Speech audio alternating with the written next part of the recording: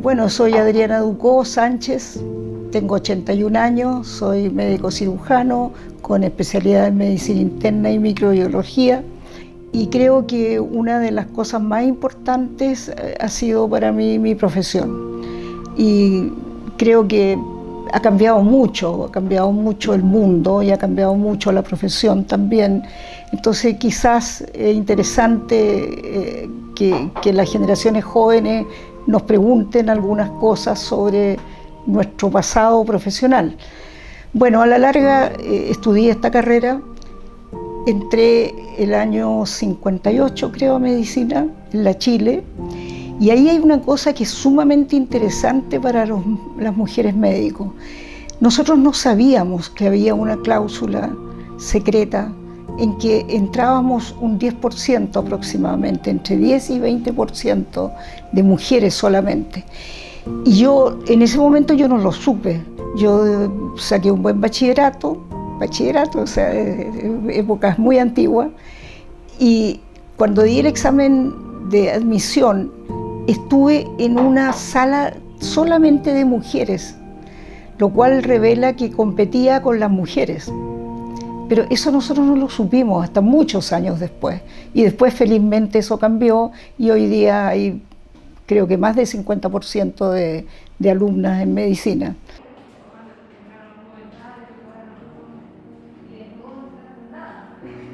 Hoy me llamo Mercedes Guevara, Mercedes Alejandra Guevara Veloso, para ser responsable con mi madre también, que yo creo que es súper importante recordarla cuando uno se nombra. Soy pediatra, estudié en la Universidad de Concepción Medicina.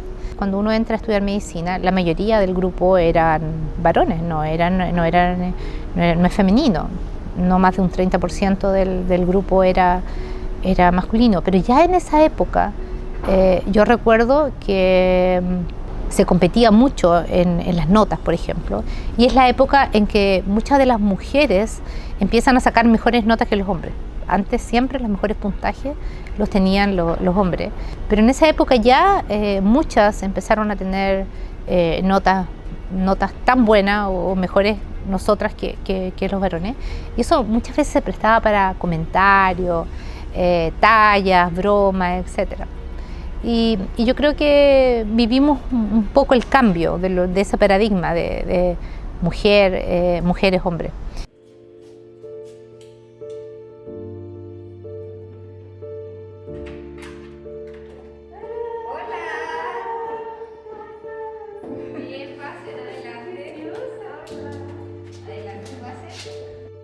Hola, mi nombre es Francisca González, soy cirujana general, trabajo en el Hospital San Juan de Dios. Una vez que entré a medicina me gustó mucho la parte social, me gustó atender a pacientes, trabajar con ellos, poder ayudarlos. ¿Sí? ¿Por qué escogí cirugía?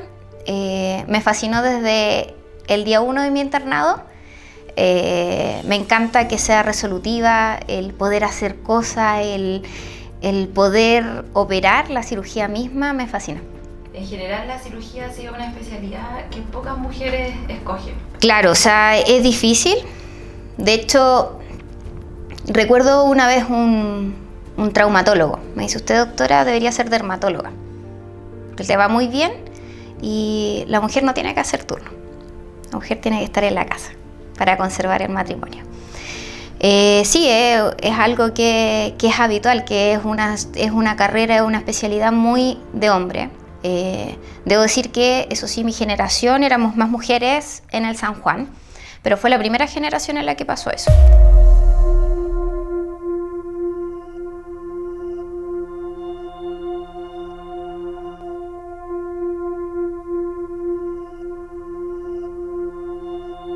Yo tenía que hacer el internado de obstetricia y la programación del embarazo resultó con un mes de error, por así decirlo. Entonces yo fui a hablar con el profesor Albert, que era el profesor de obstetricia en el San Juan de Dios, y le expliqué si podía tomarme un mes, o sea, adelantar internado para después poder tener mi guagua y hacer digamos, el postnatal, digamos. No teníamos ninguna facilidad en ese sentido. Y él fue muy gentil y me dijo, mire, usted no me viene a pedir nada regalado. O sea, yo encuentro fantástico lo que usted me pide, y me lo concedió. Y yo hice un mes de internado adelantado y después me quedé un mes con mi hijo, solamente un mes. En ese sentido fue muy bonito porque hubo una protección, pero eso era porque él era benévolo, pero no sé si otras podrán haber optado a eso. Yo, como le digo, tuve el apoyo de mi madre, si no lo hubiera tenido, y el apoyo en cierto modo también de mi marido, o sea, que no podía ayudarme en la parte doméstica porque tenía una especialidad muy ocupadora de tiempo, digamos, pero por lo menos me permitía toda mi... Fíjense cómo yo ocupo conceptos antiguos, o sea, me permitía, ¿eh? O sea, una cosa que debería ser un derecho, pero yo siento que me lo permitía. Por ejemplo, cuando había un turno y yo podía hacer que mi hijo viniera al turno a dar pecho, venía, extracción de leche durante los turnos, eso sí que hay que reconocerlo, que busqué trabajos que me permitieran esa facilidad porque no era tan sencillo hacerlo. Extraer leche, mantener lactancia materna, poder tener el tiempo y las facilidades físicas de espacio y de conservación de esa leche para poder llevarla al domicilio y poder administrarla después, dejar las mamaderas necesarias listas, conseguir personas que te pudieran ayudar en la casa. Y cuando digo eso, no siempre fueron personas que tú contrataras, como una niñera o una asesora del hogar que te pudiera ayudar con la crianza de los hijos. Yo tengo que reconocer que también hubo redes de apoyo locales.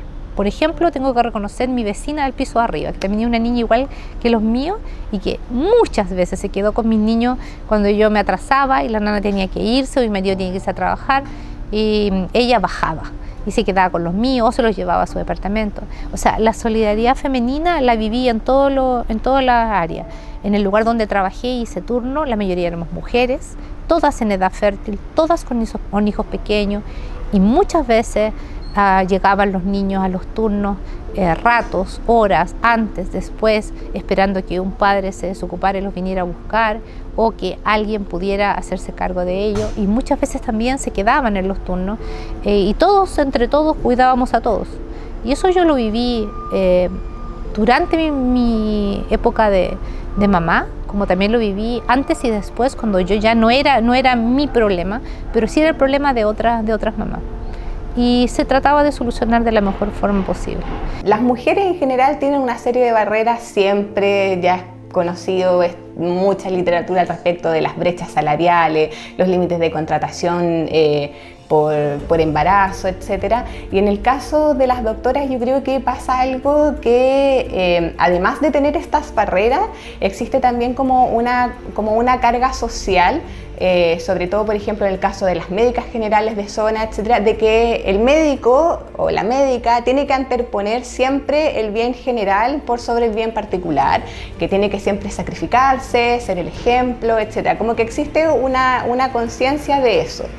Entonces eso también se traspasa hacia las doctoras, aunque estemos ya en el 2022, de que tienen que postergarse y se les exige, al igual que muchas mujeres, pero en el caso de las doctoras, que trabajen como si no tuviesen hijos, y de los derechos de maternidad en general se regulan en el Código del Trabajo y se aplican por reenvío a las doctoras. Entonces pasa que no existe como una adecuación de cómo este derecho que está pensado en el Código del Trabajo con una jornada de 8 horas máximas que se le pueden agregar 2 horas extra máximo de trabajo, cómo se lleva a cabo en un estatuto laboral médico donde no existe, cuando el tope de horas diurnas es 40 horas y el tope de horas nocturnas no tiene tope de horas nocturnas, y que en el fondo solamente tenemos dictámenes que dicen, bueno, si está muy cansado y afecta su salud, deberíamos limitar un turno, pero en teoría yo podría estar haciendo turnos de 72 horas si es necesario.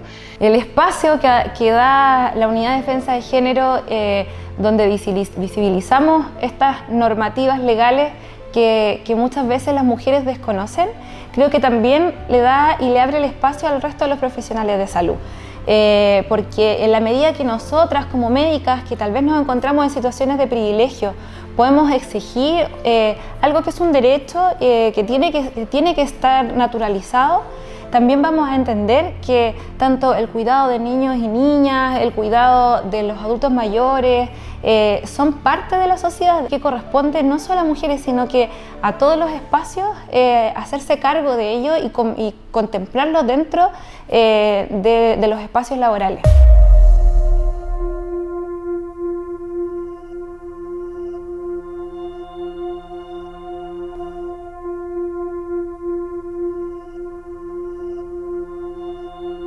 El trato es diferente entre tus compañeros, entre las distintas mujeres, y claro, es básicamente porque uno es mujer, no hay otra razón. No es que te traten diferente porque tú sabes más o tú sabes menos, sino que es porque eres mujer.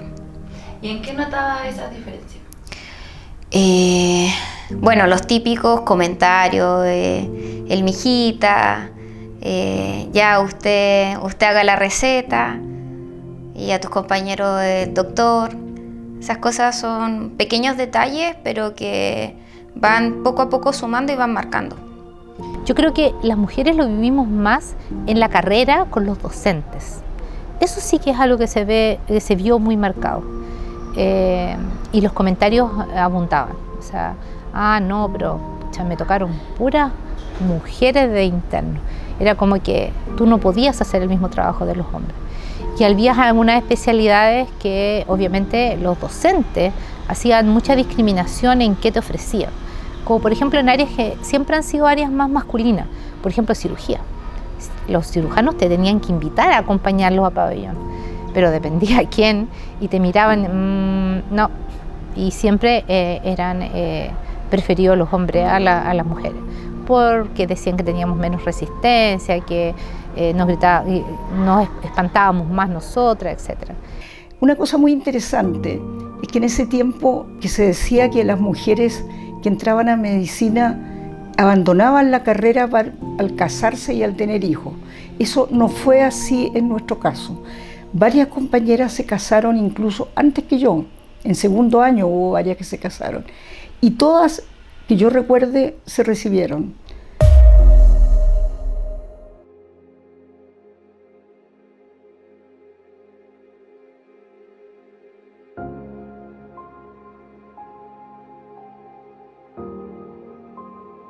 Era lógico que si tú ibas a dar un examen en comisión, ¿cómo tenían que ir las niñitas? Con falda.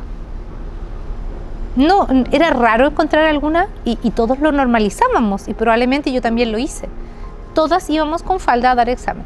Y de hecho el comentario era, mira, hoy día van a venir todas vestidas, con vestido. Y efectivamente, eso era el estándar. De acuerdo, de hecho una vez, me recuerdo, nos hicieron dar un examen sin aviso. Y estábamos todas con ropa de turno. Y compañeras, así, para que se den cuenta de lo normal que era, decían, oye, pero mira cómo andamos. ¿Qué importaba? Iban a evaluar conocimiento, ¿qué tenía que ver cómo estuviéramos vestidas? Pero esas cosas sí eran algo común y corriente. En esa época ya reclamaron por maltrato. ¿Ya? De hecho, hay una colega que mucho tiempo después, juntándonos después de 20 años de egresada, contó un hecho en realidad muy muy actual, ¿no es cierto?, pero que uno creía que en esa época no sucedía. Y sucedía exactamente lo mismo que sucede ahora. La única diferencia es que en esa época las cosas no se contaban. Y ella nunca lo contó a sus pares, nos lo vino a contar 20 años después. Sí, yo sufrí situaciones de acoso. Me acuerdo de uno en particular, en mi internado de cirugía. Cirugía, un internado rudo por eso, por la parte del acoso sexual extremadamente normalizado. ¿Ya? Es tanto así que uno se cuestiona si es que uno está mal. O sea, bueno, si pasa con todos, los doctores tratan así a las enfermeras, tratan así a las internas, tratan así a las TENS.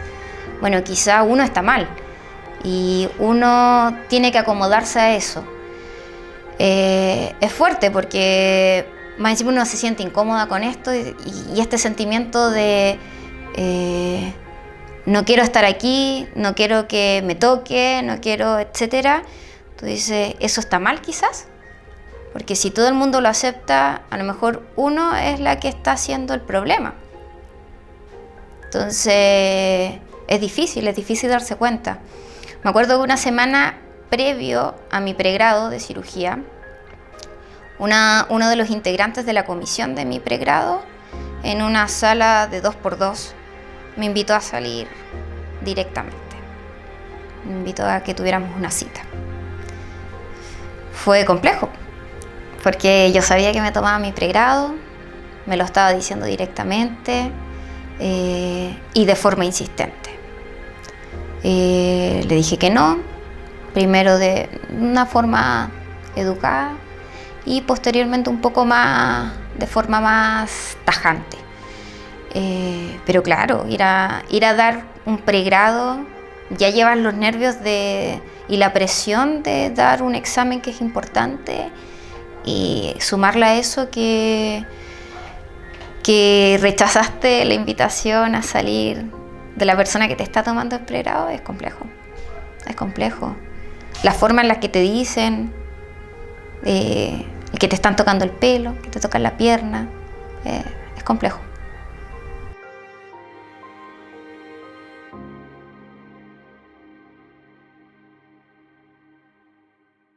Cuando una mujer comienza a sufrir acoso sexual, es tanto el daño que se produce en torno a la carrera que incluso deja de gustarle la carrera que está haciendo y comienza a buscar otras áreas u otras especialidades que sean mucho más amigables para las mujeres. Y eso claramente es una barrera de entrada y que existe hasta el día de hoy y que también explica por qué hay ciertas especialidades que están mucho más masculinizadas y que no son tan amigables para una mujer, y que también cuando uno habla con ellas, que me gusta mucho hablar con las doctoras, uno escucha muchos testimonios de no, yo mientras haga la beca me estoy masculinizando, me visto de cierta manera, tengo que hacer tal cosa, o en el fondo me convierto en una especie de, me hago una masculinización tóxica para poder pasarlo más tranquila y desapercibida y poder terminar mi carrera. Y eso la verdad es que cuando uno lo comenta es bastante inaceptable y es difícil a nivel de derecho poder llevarlo a cabo, porque los sistemas de beca también son muy cerrados y como se requieren estos estándares de prueba, es muy difícil que los compañeros quieran contar cómo es.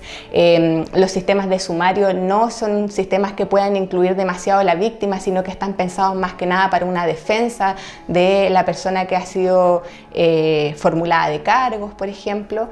Todo eso genera una serie de barreras o adecuaciones de personalidad que tienen que tomar las doctoras para poder terminar sus especialidades o para poder sobrevivir a esa especialidad que eligieron. Durante toda mi especialidad, que fueron 3 años, y posterior a que salí de la especialidad, esto continuó.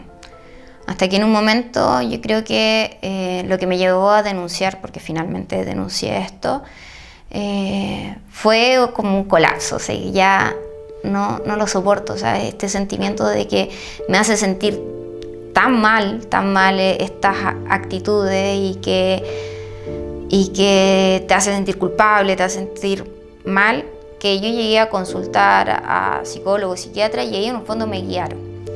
Y posterior a eso yo realicé la denuncia y como es una denuncia compleja, bueno, inicialmente partí en el hospital, averigüé las redes de cómo se realizaba una denuncia de acoso sexual y hubo muchas irregularidades en este proceso. Y ahí yo me contacté con Falmet. Y ellos me ayudaron y me acogieron. Fue todo un equipo que la verdad me han ayudado muchísimo y me han guiado mucho, porque en el desconocimiento de esto se pasan a llevar nuestros derechos. Y como les digo, en estos sumarios administrativos ocurren irregularidades, que si uno no está protegida e informada, claro, se pasan a llevar y quedan en resultados a favor del violentador. Que el sistema que existe hoy día establece estándares de prueba que son altos. Es difícil probar el acoso sexual porque generalmente el acosador sexual lo va a hacer en un ambiente en que no haya testigo, y se establecen estándares muy altos para eso. Y además también pasa dentro del mundo médico que existe una cultura de la no denuncia, y además también existe una cultura del maltrato, sobre todo en las becas. Entonces generalmente se tiende a normalizar este tipo de situaciones, ya que si bien, por ejemplo, para el caso de los hombres también existe maltrato y también existe acoso, es otro tipo de maltrato y otro tipo de acoso. Entonces está tan normalizada esta situación de realizar turnos, cubrir, trabajar, y que no exista el límite, y que en el fondo sea una especie de noviciado que todos tengan que hacer, que finalmente las doctoras dicen, bueno, todos viven lo mismo. La diferencia es que en el caso de las mujeres, la forma de excluirlas o la forma de limitarles el acceso o de marcarles la cancha en sus carreras profesionales es a través del acoso sexual. El sistema no está preparado para esto, o sea, la revictimización es mucha. Yo creo que tuve que contar mi relato oficialmente, creo que fueron 11 veces. Entonces, el sistema no está preparado para acoger a la víctima. ¿Ya? Eso es uno. Entonces uno necesita un apoyo psicológico y psiquiátrico. Nosotros sabemos que las experiencias son lo más importante. Tenemos ahora las cifras, tenemos los documentos, tenemos los trabajos investigativos, y eso nos da el poder para poder cambiar las cosas. Entonces, me parece que es importante la sinergia que se hace entre la experiencia de las mujeres y las cifras que tenemos levantadas también como Departamento de Género, y eso hace que algo sea muy potente también para poder cambiar los espacios. En la universidad tenemos un protocolo que es de violencia de género de forma general, que es igual para todas las carreras, pero no, entonces por lo mismo no tiene las particularidades que tienen carreras como medicina, en donde la mayoría de nuestros docentes no están contratados por la universidad, sino que están contratados directamente por los hospitales, en donde uno puede estar sola con un doctor en una sala o en la noche en el turno, en la residencia, durmiendo al lado de un hombre que no conoces, y eso no está regularizado, eso no se puede denunciar a través del protocolo, y eso solamente depende de buenas voluntades de las personas que están a cargo nuestro. Y estas temáticas no pueden tener que ver solo con buenas voluntades de las personas, sino que tienen que haber políticas detrás que nos protejan, que nos resguarden, y no solamente posterior a que ocurran los hechos de violencia de género, sino que también tenemos que prevenir que estas cosas pasen. Y ahí yo creo que tenemos una deuda pendiente súper grande. Bueno, en el nuevo protocolo, y gracias a todas las luchas que hemos hecho, no solamente tenemos la posibilidad de denunciar estos hechos, sino que además existe acompañamiento psicológico especializado, existen medidas de protección que van más allá, como por ejemplo, uno puede solicitar cambio de hospital, puede solicitar cambio de grupo de seminario, esas cosas existen. El problema es que están recién empezando a implementarse, y todavía las personas que tienen que tomar esas decisiones y hacerse cargo no están lo suficientemente preparadas y capacitadas en temáticas de género, o más aún, ni siquiera saben que tienen la responsabilidad de hacerlo. La violencia de género sigue existiendo y lamentablemente nos queda todavía mucho por avanzar para lograr erradicarla, pero mientras tanto nos tenemos a nosotras, luchamos entre nosotras, cuando queremos llorar, lloramos entre nosotras, y eso es algo súper bonito y no tiene que ver con quién es mi amiga y quién no es mi amiga. Yo le creo a todas, independiente de cualquier otra cosa. Y sé que también cuando a mí me toque pasar por algo, también me van a creer y también me van a acompañar y también van a estar para mí en todo lo que yo necesite. Yo creo que me tocó entrar a estudiar medicina con muchas mujeres que han hecho historia y están haciendo historia, con muchas referentes maravillosas y muy agradecida de todas ellas. Y verlas a ellas transformar el sistema ha sido algo súper inspirador para mí y yo creo que para todas mis compañeras. Creo que un cambio generacional ha sido que ellas han tenido que luchar solas y que a mí no me ha tocado luchar sola, sino que me ha tocado luchar con muchas compañeras maravillosas. Y eso creo que es algo bien bacán, que estamos juntas dando la pelea. Y en ese sentido, bueno, volver a agradecerle a todas esas mujeres que han dado la pelea, decirles que lo que han hecho para nosotras no ha sido en vano, sino que de verdad que lo agradecemos día a día, que cada vez que también nos cuentan las cosas que tuvieron que vivir, para nosotras es algo súper importante, que cada vez que nos defienden también es algo súper importante y que sin ellas no estaríamos nosotras donde estamos. Y en ese sentido también decirle a mis compañeras que yo sé que hay muchas frustraciones, que todavía hay mucho que avanzar, que todavía vemos la violencia de género de demasiadas maneras, pero que han habido cambios desde que entró la Eloísa y la Ernestina a estudiar hasta hoy día. Han habido cambios, una presidenta mujer de Chile como es Michelle Bachelet, la Isquia y tantas médicas bacanas haciendo historia. Eso, nos queda mucho para avanzar, pero lo vamos a lograr.